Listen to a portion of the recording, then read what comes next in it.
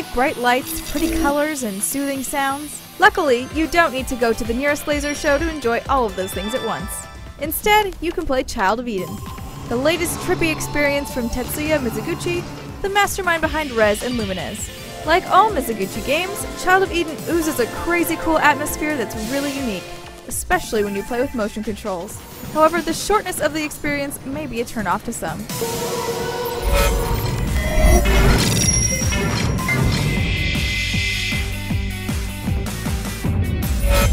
The story here is a little crazy.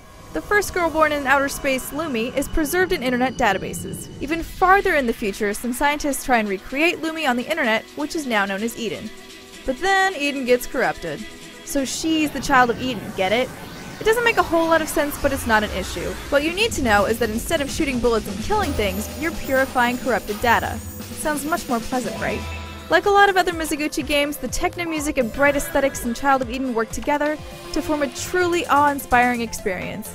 It sounds crazy, but Child of Eden really has the ability to put you in a happy trance. You zone out and forget about what you were doing before and just focus on the screen. The levels are beautifully themed. You'll go from stunning underwater scenes to industrial settings. It all paints a picture of life on Earth, and it's really cool. There's so much color and movement on the screen that can be a little confusing when enemies start firing projectiles at you, but eventually you'll learn that certain shapes and colors are bad.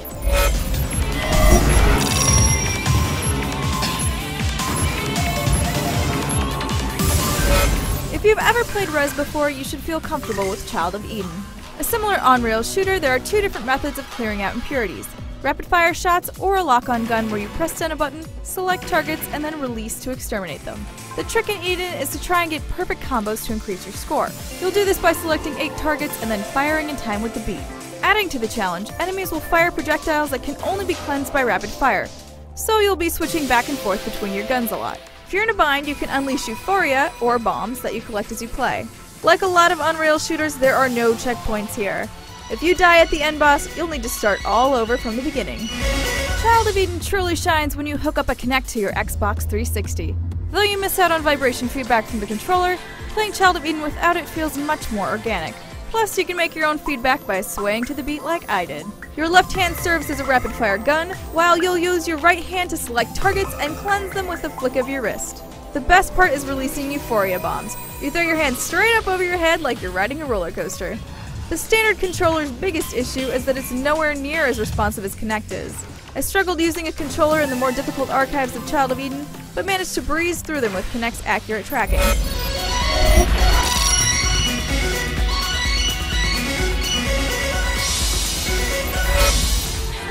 The major downfall of Child of Eden is that it's $50, but the main campaign will only last a few hours. The 5 story archives must be unlocked by earning stars, meaning you may end up replaying a couple levels before you can advance.